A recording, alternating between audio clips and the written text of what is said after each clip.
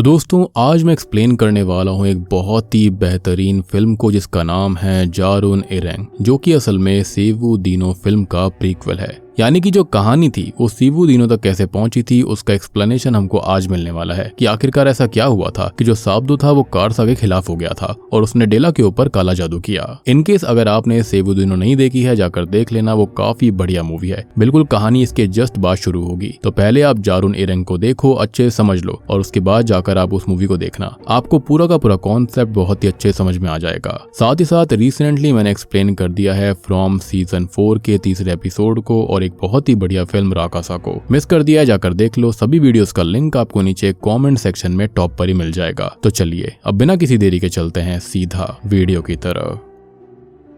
तो अब इस कहानी के अंदर हमको पता चलेगा कि आखिरकार साब्दो ने वो सब कुछ क्यों किया था जो कि हो रहा था। तो ये कहानी शुरू होती है हावा तिमोर 1997 से, जहां पर साब्दो जो होता है वो अपनी बहन इंतान के साथ रहता है। उनकी फाइनेंशियल कंडीशन अच्छी नहीं थी और उनके पिता भी कुछ महीने पहले ही गुजर गए थे, लेकिन वो दोनों भाई बहन एक दूसरे से बहुत प्यार करते थे और खुश रहने की पूरी कोशिश भी करते रहते हैं। अब आज साब्दो का बर्थडे था तो सुबह इंतान उसके लिए केक बनाती है, उसको विश करती है और आज घर पर उन दोनों की दोस्त एरना भी आई हुई थी, यानी कि साब्दो को विश करने के लिए, जो कि स्कूल की तरफ से दूसरे शहर पढ़ने के लिए जा रही थी। और एरना को हम पहले पार्ट में ऑलरेडी देख चुके हैं, लेकिन वो इस मुकाम तक कैसे पहुंची थी ये भी हमको पता लगेगा। इंतान भी अब पढ़ना चाहती थी, लेकिन उसकी फाइनेंशियल कंडीशन की वजह से वो मजबूर है। खैर थोड़ी देर के बाद में एरना वहां से निकल जाती है और घर पर इंतान साब्दो से ये कहती है कि अगर वो एरना को इतना ही पसंद करता है तो उसको प्रपोज क्यों नहीं कर देता, जिस पर वो शर्मा कर चुप रह जाता है। अब गिफ्ट में इंतान ने उसे अपने ही पिता की पुरानी वॉच गिफ्ट करी थी जो कि खराब पड़ी हुई थी,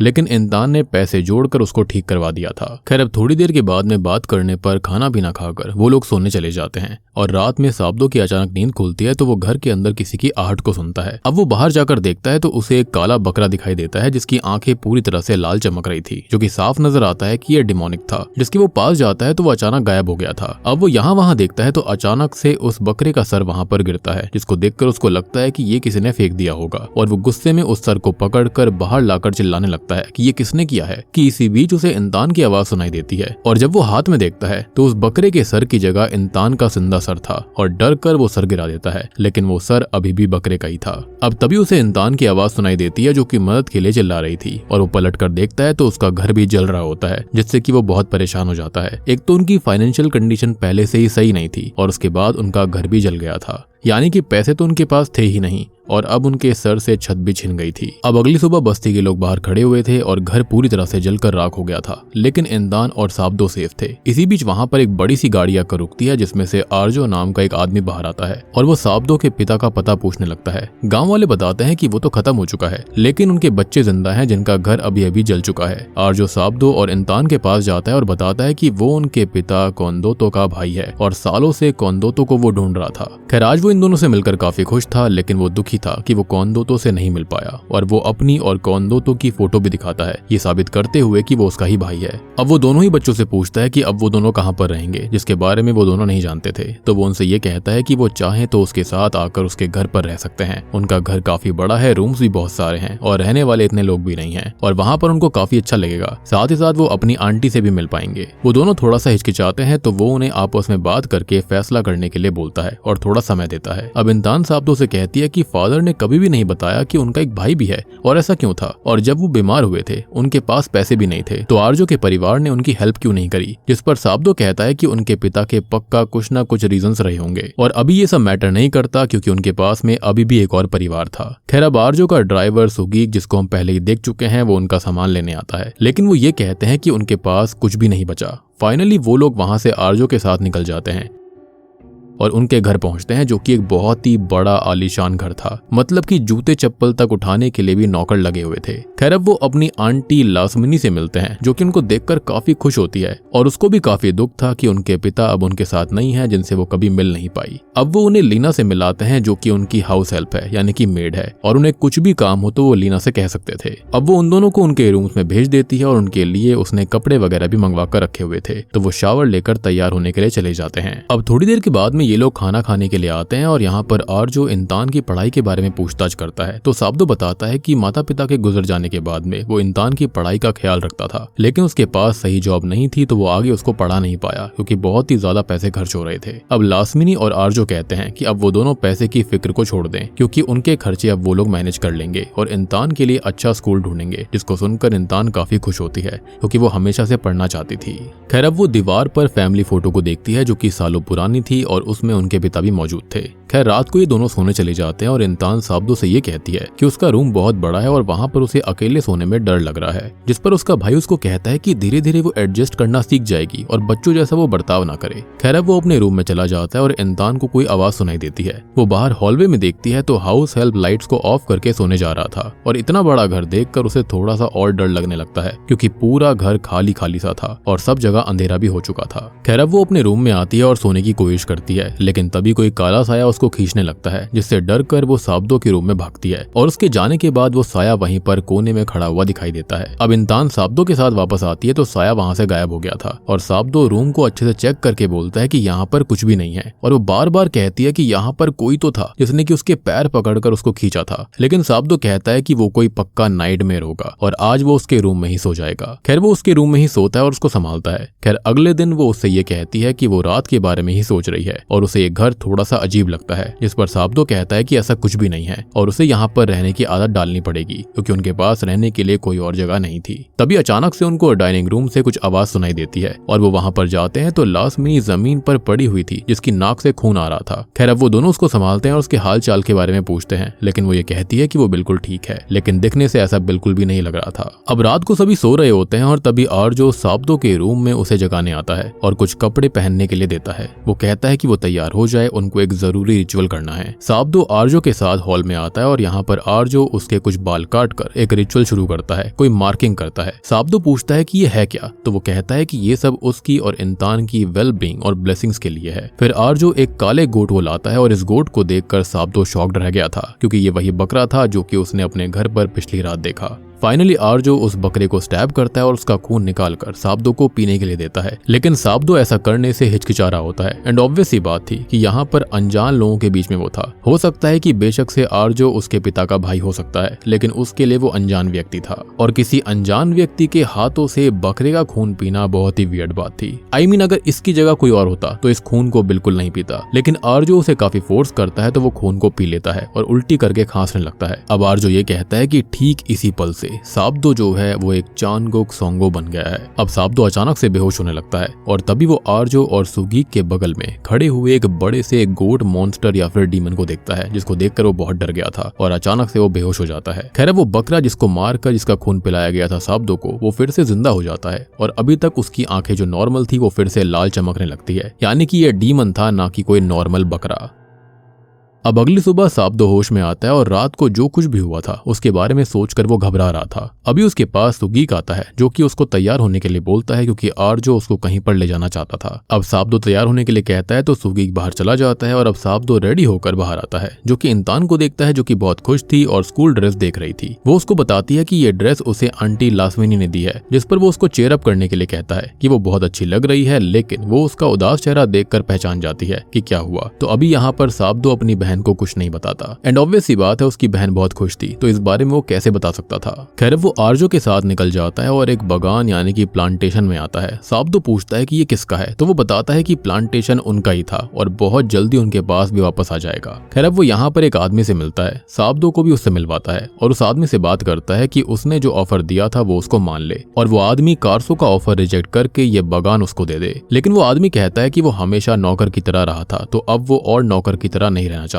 खैर आर्जो यहाँ से वापस जाने लगता है, जिससे साब्दो उस आदमी के बारे में पूछताछ करता है तो आर्जो बताता है कि ये उनकी फैमिली का ही नौकर हुआ करता था, लेकिन फिर ये प्लांटेशन किसी तरह से उसके अंडर में आ गई और वो सीधे मुंह बात नहीं करता, जिससे आर्जो को तो कोई मतलब भी नहीं है, लेकिन उसे बस अपना बागान वापस चाहिए, लेकिन वो उसके लिए भी नहीं मान रहा था। खैर अब आर्जो साब्दो को लेकर वहां से निकल जाता है और एक जगह आता है जहाँ पर पहले से कुछ लोग मौजूद थे, जिनमें से कारसो भी एक है। आर्जो साब्दो को ये बताता है कि ये लोग पहले उनकी फैमिली के लिए काम किया करते थे। यहाँ पर 4 लोग मौजूद हैं जो कि हैं कारसो, अंगोदो, पास्तिका और लिंगा। अब इन सबसे साब्दो मिलता है और उनको ग्रीट करता है। आर्जो साब्दो को बाहर इंतजार करने के लिए बोलता है और उन लोगों से किसी ऑफर के बारे में बात करता है कि आर्जो ने जो उनको ऑफर दिया था उसके बारे में उन्होंने क्या सोचा। अब यहाँ पर बाहर साब्दो सुगीक से पूछता है कि ये लोग हैं कौन। तो सुगीक बताता है कि ये 7 परिवार हैं जो कि आर्जो जितने बड़े लोग हैं और आसपास के 90% बिजनेस को कंट्रोल भी करते हैं। तो साब्दो ये पूछता है कि 7 फैमिली है ना, तो यहाँ पर अभी 4 क्यों हैं? जिस पर सुगीक बोलता है कि किसी वजह से बाकी लोग नहीं आ पाए होंगे। मे बी ये लोग पहले इनके अंडर काम करते होंगे लेकिन बाद में किसी तरह से बड़े लोग बन गए जिसके चलते ये सेम ओहदे पर पहुंच गए हैं। खैर अब रात को ये लोग वापस घर पर आते हैं और आर्जो साब्दो को फिर से बुलाता है और रिचुअल करने के लिए बोलता है। अब वो सेम काले बकरे को लेकर आता है और साब्दो को उसके गले पर कट लगाने के लिए कहता है, जैसा कि साब्दो ने कर दिया था, लेकिन वो डरते हुए ऐसा कर रहा था, जिसके बाद उस बकरे की आंखें लाल हो जाती हैं। अब आर्जो साब्दो से ये कहता है कि उसे उसके ऊपर भरोसा करना होगा और ये फैमिली की सुरक्षा करने के लिए है। जिसके साथ ही वो साब्दो की हथेली पर कट लगाता है और उस कट को उस गोट के कट के ऊपर लगाता है, मतलब कि हथेली को उस कट पर रख देता है। ऑब्वियस सी बात है, दोनों का खून एक हो गया था। खैर अब वो गोट फिर से ठीक होकर वहां से चला जाता है और आर्जो साब्दो को भी उसके रूम में भेज देता है, यानी कि रिचुअल हो चुका था। लेकिन हुआ क्या था इसके बारे में तो आर्जो को भी समझ में नहीं आता।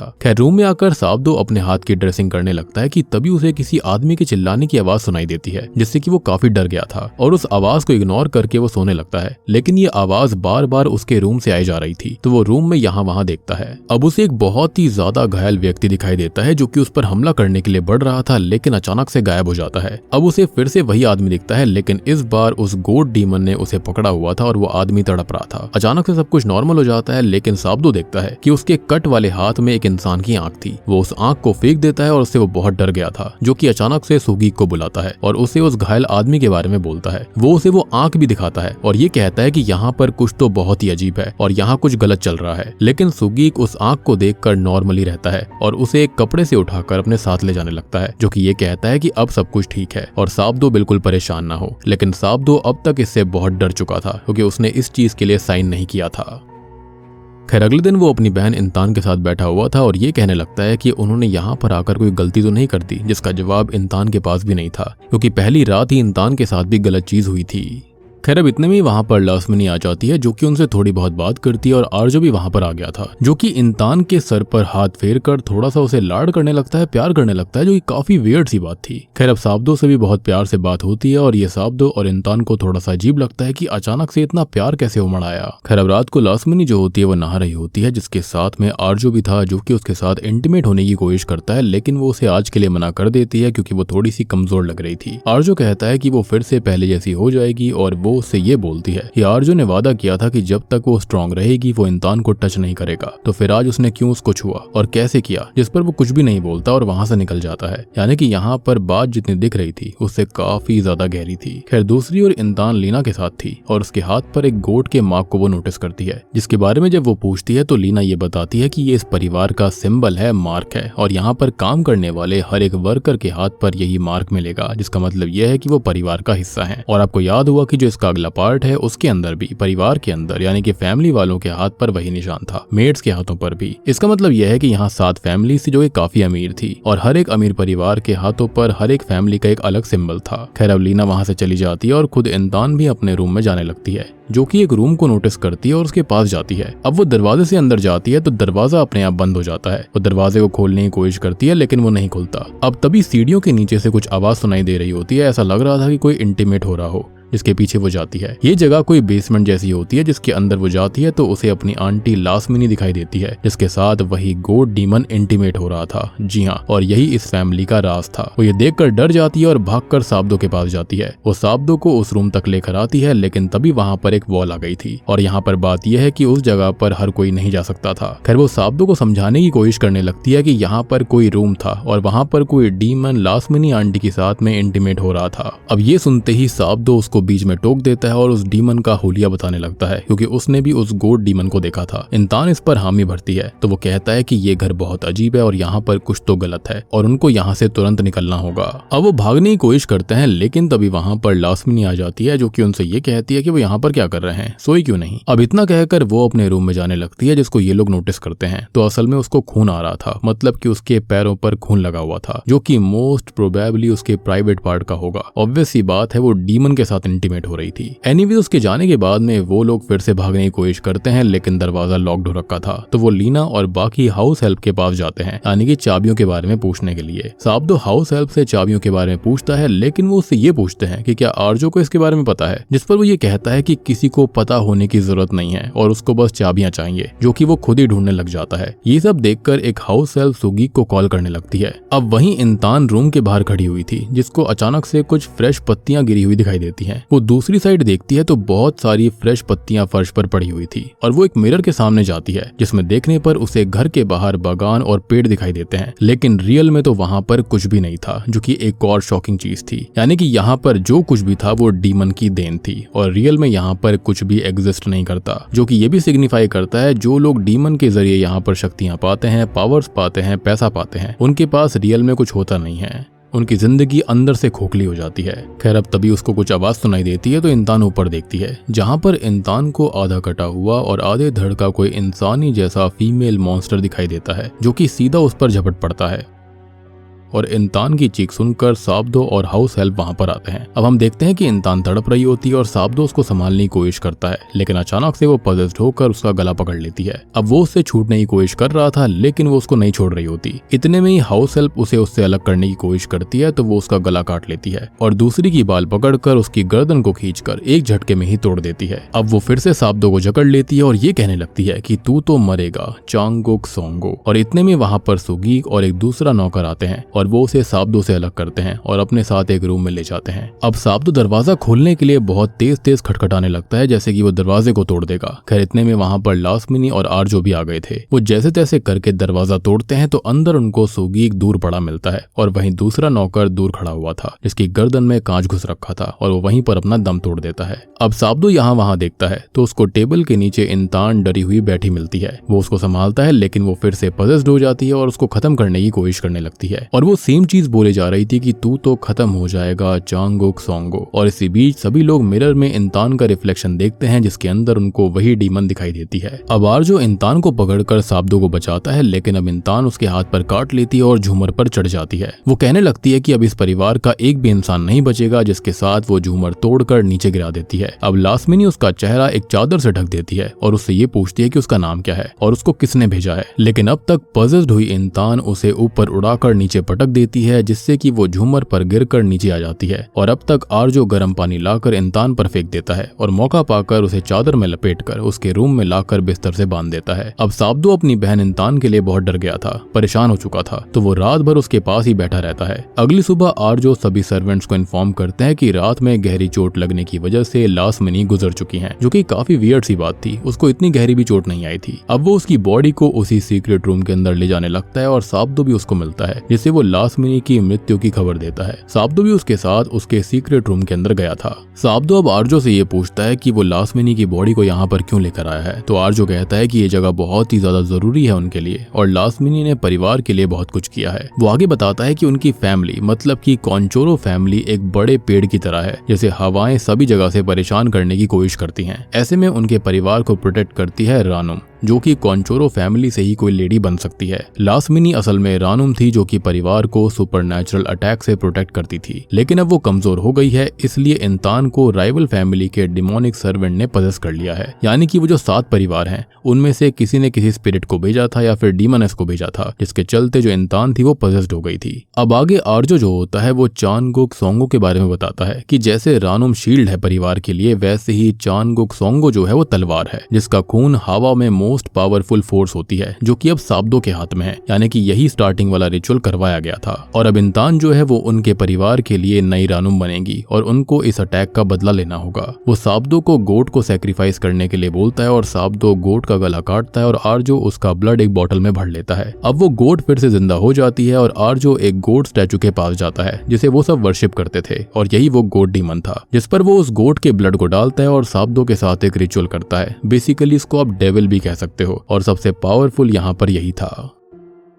अब दूसरी तरफ इंसान की स्पिरिट को दूसरे डायमेंशन के अंदर होश आता है और ये दूसरा रेल्म हमको आखिरी मूवी के अंदर भी दिखाया गया था। असल में रियल वर्ल्ड के अंदर इंसानों की बॉडी के साथ जो कुछ भी होता रहे, लेकिन इस रेल्म के अंदर आकर उनकी जो सोल होती है वो ट्रैप हो जाती है और वो बिल्कुल आइडेंटिकल होता है हमारे दुनिया जैसा। खैर अब यहाँ उसे सांप दो लास्मिनी की आवाजें भी सुनाई दे रही थी और वो यहाँ वहाँ भागने लगती है। बेसिकली उसकी स्पिरिट खुद को ढूंढने की कोशिश कर रही थी, खुद की बॉडी को। खैर अब वो यहाँ से बाहर जाने का रास्ता ढूंढने लगती है और खुद को इस अजीब सी जगह पर पाकर काफी डरने लगती है। यहाँ वो वही फीमेल डीमन उस पर हमला करने आती है जिसके साथ वो रियल वर्ल्ड में जागती है और यही वो डीमन थी जिसके चलते वो पजेस्ड हो रखी थी। यानी कि ये जो डीमन है वो बेसिकली उसकी स्पिरिट को रोक रही थी कि वो अपनी बॉडी में वापस ना जा पाए। खैर अब इंसान जो होती है वो होश में आकर खुद को बंधा हुआ पाती है और परेशान हो जाती है और साबदो वहीं पर था जिससे वो पूछती है कि हुआ क्या है। वो पहले तो उससे डरता है लेकिन बाद में उसको आजाद कर देता है और यहाँ से जाने के लिए बोलता है, लेकिन इंसान फिर से पजेस्ड होकर उसकी गर्दन पकड़ लेती है। खैर अब यहाँ पर वो उसको खत्म करती उससे पहले ही रूम के अंदर उसको वो गोट डीमन दिखाई देता है जिसको देखकर वो बहुत डर गई थी, या फिर यूं कहा जाए कि उसको पजेस्ट करने वाली डीमन इस गोट डीमन को देखकर बहुत डर जाती है और उसको देखकर वो बोको लोनो कहती है जो कि बहुत ही ज्यादा शक्तिशाली है। यानी कि इन सारे परिवार का कोई ना कोई डीमन प्रोटेक्शन करता था जिसके चलते बोको लोनो सबसे खतरनाक है और इसलिए ये परिवार बहुत ही ज्यादा खतरनाक था, सबसे पावरफुल भी था। खैर अब वो अचानक बेहोश हो जाती है और वो गोट डीमन एक हार्ट वहां पर फेंक देता है। पक्का उसने फिर से कोई ना कोई कांड किया होगा। अब तभी वहां पर सुगी आकर उस हार्ट को भी उठा लेता है जैसे कि उसने उस आंख को उठाया था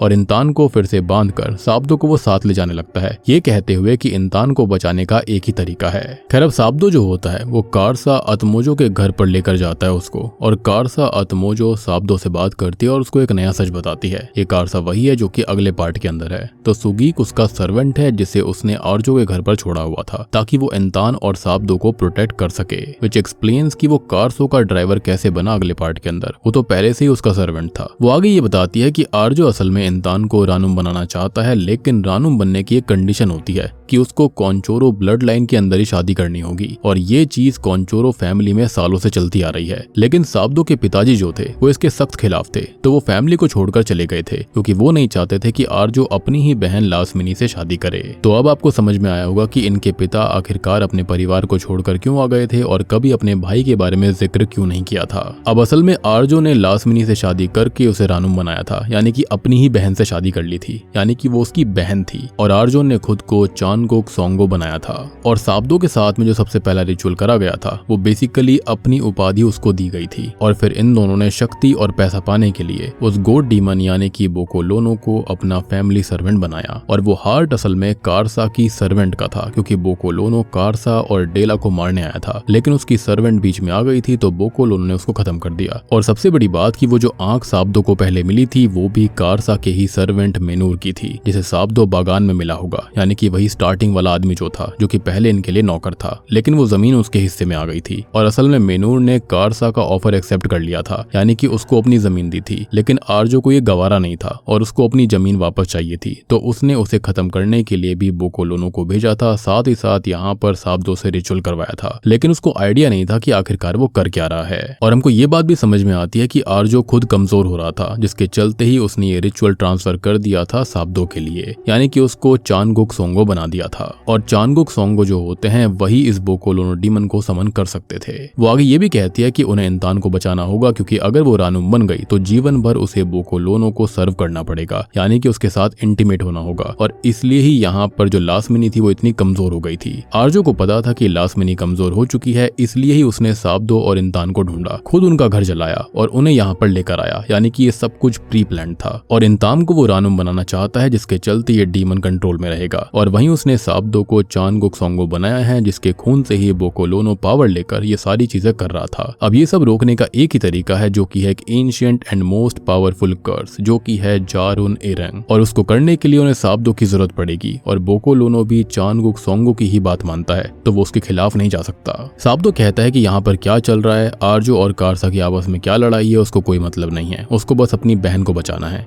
और वो यहाँ से निकल जाता है।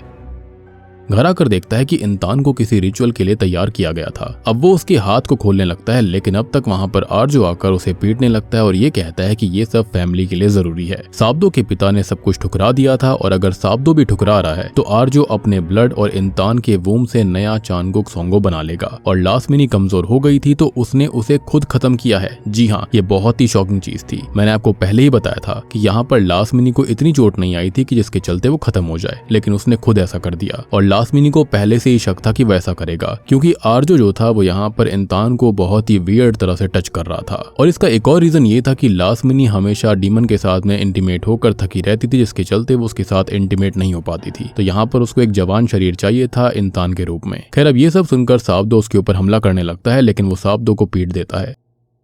दूसरी ओर कारसा के घर पर वो और पास्तिका थे, जहां पर कारसा बताती है कि अंगोदो ने जारुन एरंग में पार्ट लेने से मना कर दिया है और 4 लोग चाहिए होंगे, नहीं तो जारुन एरंग बैकफायर कर जाएगा। यानी कि वो 4 से कम लोगों में नहीं हो सकता, उनकी शक्ति कमजोर पड़ जाएगी। खैर, अभी पास्तिका अपना खून एक पत्ते पर डालकर खुद का अप्रूवल दे देती है। वहीं आर्जो के घर पर रिचुअल सेरेमनी शुरू हो गई थी, जिसके अंदर उसके सारे फॉलोअर्स आए हुए थे और आज वो इंसान से शादी करके उसको नई रानू बनाने वाला था। इधर साब्दो उसी बेसमेंट के अंदर कैद होता है और इंसान भी वहीं पर बेहोश पड़ी हुई थी। यानी कि ये बेसमेंट रियल था जब लासमिनी को देखा गया। खैर, तभी वहां पर सुगीक आता है, जो कि ये कहता है कि उन्हें जारुन एरंग करना है, जिसके लिए साब्दो को अपना अप्रूवल देना होगा और अपनी इंटेंशंस क्लियर करनी होंगी कि ये आर्जो और उसके फॉलोअर्स की बर्बादी के लिए है। सिंपल सी बात थी, यहाँ पर एक तीर से 2 निशाने चलाए जा रहे थे। और इसका रीजन ये भी है कि बाकी परिवार वाले यहाँ पर कोंचोरो परिवार को खत्म करना चाहते हैं। ऑब्वियस सी बात है, पावर के लिए, पैसे के लिए, क्योंकि अभी सबसे ज्यादा शक्तिशाली बोकोलोनो डीमन था। खैर, अब इंसान को बचाने के लिए साब्दो राजी हो जाता है और अपना खून उस पत्ते पर गिराकर अपना अप्रूवल देता है, जिसके साथ ही वो पत्ता जल गया था और सेरेमनी के अंदर मौजूद आर्जो के सारे फॉलोअर्स खत्म होने लगते हैं। अब नीचे बेसमेंट के अंदर बोकोलोनो डीमन आता है और सुगीक ये कहता है कि उसका काम हो गया, तो वो जा रहा है। बोकोलोनो इंसान के पास आता है, लेकिन अब तक साब्दो खुद को आजाद करके बोकोलोनो को कंट्रोल करके इंसान से दूर जाने के लिए बोलता है। एंड बोकोलोनो यहाँ पर बाउंड हो रखा था,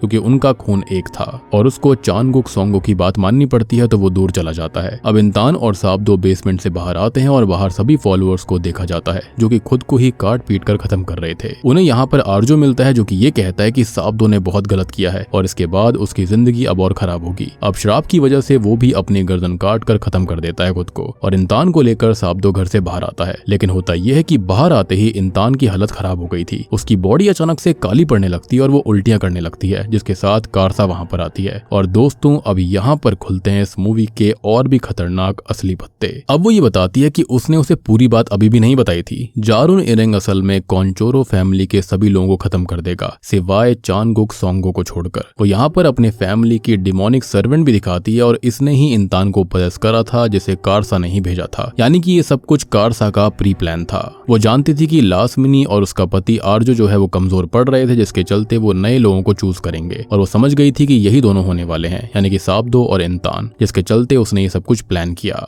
यानी कि इंसान को जिस कटे हुए सर वाली डीमन ने पजेस किया था और वो बोकोलोनो को देखकर डर गई थी, तो वो किसी और की नहीं बल्कि वो कारसा की ही सर्वेंट थी। और जैसा कि मैंने आपको पहले बताया था कि सारे के सारे परिवार के पास कोई ना कोई डीमन या फिर डीमनस थी, जिसके चलते उनको प्रोटेक्शन मिला करती। अब फाइनली इंसान भी खत्म हो जाती है और साब्दो इससे पूरी तरह टूट गया था, जो कि गुस्से में कारसा की ओर बढ़ने लगता है। लेकिन तभी वो उसे स्टैब करके बोलती है कि वो एक भी कोंचोरो फैमिली के इंसान को बचने नहीं देगी, ना ही यहाँ पर जानगुक सोंगो को जिंदा छोड़ेगी। खैर, कुछ समय बाद में साब्दो को होश आता है, जो कि पास्तिका के घर पर था। पास्तिका उससे ये कहती है कि कारसा ने साब्दो को धोखा दिया, लेकिन वो नहीं देगी। और अब तक हम देखते हैं कि शॉकिंगली वहां पर अर्ना भी आ गई थी, जिसे पास्तिका ही ढूंढकर लेकर आई। और अब आपको समझ में आया होगा कि आखिरकार अर्ना जो थी वो पार्ट 2 में कैसे आई थी और उसने क्यों हेल्प करी थी साब्दो की, क्योंकि कहीं ना कहीं वो भी उससे प्यार करती थी और उसकी बेस्ट फ्रेंड खत्म हो गई थी, जिसके चलते उसे भी बदला लेना था। तो अब आपको समझ में आ गया होगा कि आखिरकार साब्दो को कारसा से क्या दुश्मनी थी, कि उसके साथ क्या हुआ था। जैसा कि हम स्टार्टिंग में समझ रहे थे कि साब्दो बहुत गलत था, लेकिन श्री जो थी वो पहले ही समझ गई थी कि पक्का कारसा ने भी कुछ गलत किया होगा, तभी तो साब्दो ने इतना बड़ा काला जादू उसके ऊपर किया। और अब हमको अगले पार्ट यानी कि सेवु दीनो ब्लैक मैजिक के बारे में पता चलता है। पास्तिका साब्दो को कहती है कि वो उसे सेवु दीनो मास्टर करना सिखाएगी ताकि वो अपना बदला ले सके।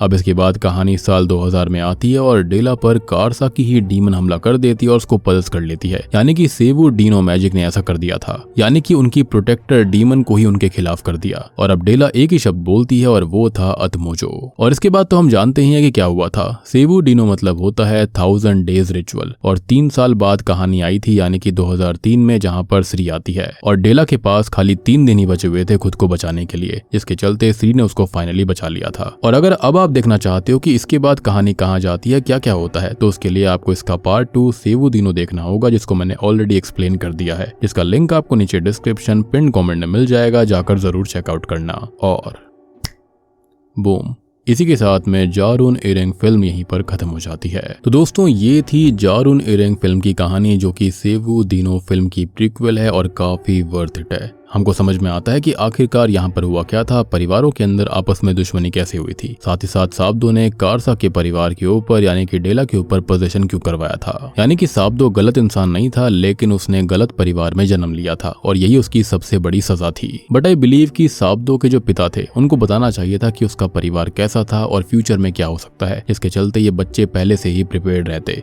और अपने अंकल के साथ में घर कभी भी नहीं लौटते। उम्मीद करता हूँ कि अब आपको सेवु डीनो फिल्म और जारून इरेंग का पूरा कॉन्सेप्ट समझ में आ गया होगा कि आखिरकार ये फिल्में आपस में जुड़ी कैसे हुई हैं। वीडियो पसंद आई तो लाइक कर देना, चैनल के ऊपर नए हो तो सब्सक्राइब कर लो। तो मैं आप सबको मिलता हूँ अगली वीडियो के साथ में, तब तक के लिए